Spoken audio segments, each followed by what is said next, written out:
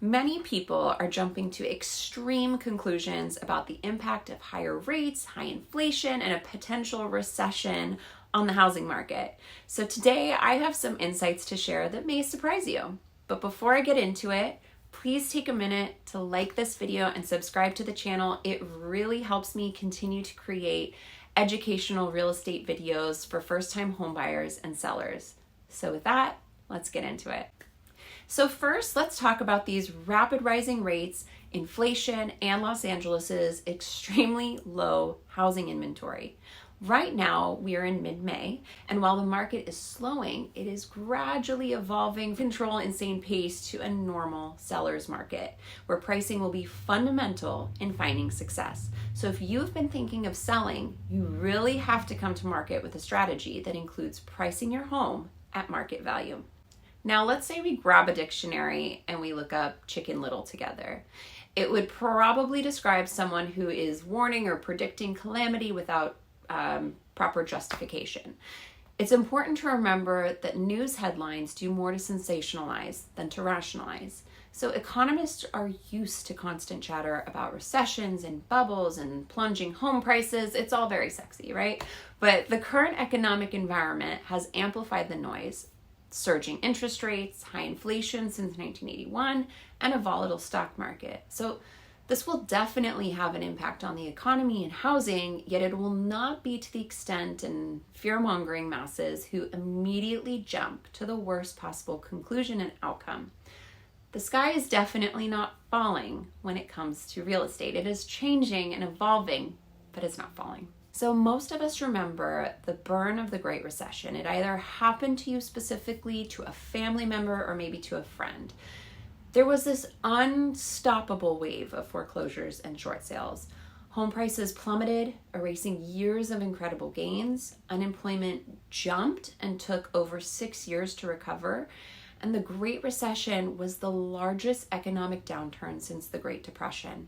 It has left a tremendous scar on society. So flash forward to today, and we're seeing home prices continue to soar, interest rates remaining above 5%.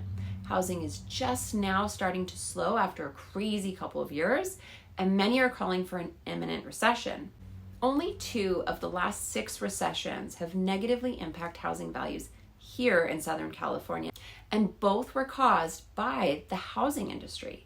The savings and loan crisis of the 1980s and early 90s led to a recession and an erosion in home values that started in August of 1990. One of the main reasons for the recession was unsound real estate lending practices. The Great Recession began in 2007 after the March subprime meltdown.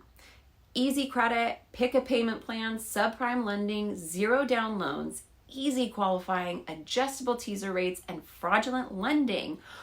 All of that led to the largest downturn since the Depression. So when pundits start talking about potential recession, everyone's collective brains and memories immediately recall the Great Recession and expect the economy and housing to behave just like it did in 2007. They forget about the other recessions where housing values continued to rise.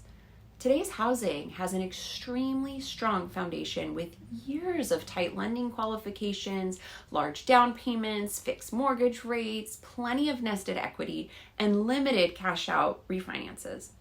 In housing during a slowdown, typically demand falls, the active inventory rises, and it takes longer to sell a home.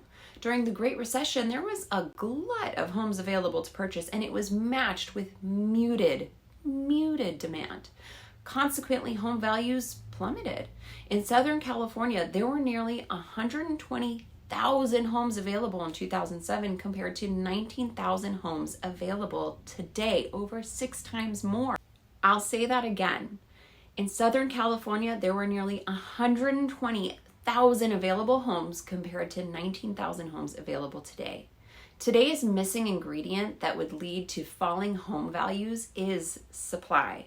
The number of homes on the market today is far below average prior to the start of the pandemic, when values were still rising, but at a much more methodical pace. The Los Angeles County supply is just over 7,100, a sharp rise from 4,400 homes on January 1st, but still far below the 3-year average prior to COVID. for this time of year of just over 12,000 homes, that is 69% more than today, significantly more. Even with the 603 home climb or 9% rise in the last couple of weeks, we are off by almost 5,000 homes, and that's a lot to make up for just to get to normal levels. So keep in mind that the inventory levels since 2012 have been remarkably muted compared to the Great Recession, and it has become even more pronounced every year since. So with swiftly rising mortgage rates so far this year, demand, which we measure by the last 30 days of pending sales, began to slide after reaching an early peak on March 31st, when it actually normally rises. So after initially dropping slightly, demand has stabilized and has risen again in the past couple of weeks by 80 pending sales. It now sits at just over 5,200 homes, which is still 13% lower than the 3-year average prior to COVID and 23% lower than this time last year. But it's not looking like it's going to plunge from here. The housing market has already digested 5% plus rates, and there are still plenty of buyers looking to purchase at these higher rates because inventory, again, is so low. The recent rise is indicating that demand has become more stable and has found its footing. So demand is muted compared to its elevated levels of the last couple of years and lower than normal levels prior to the pandemic. Yet it's matched up against abnormal muted supply of homes available today. So this has resulted in the Los Angeles County housing market remaining at an insanely hot seller's market. The expected market time, which is the time it would take you to put that for sale sign out to opening escrow, has risen from 30 days on March 16th to 41 days today, an 11-day rise. However, at 41 days, the housing market is not cooling off. It's still an insanely hot market. Anything under 60 days is considered a hot seller's market, and from 60 to 90 days, it's a slight seller's market.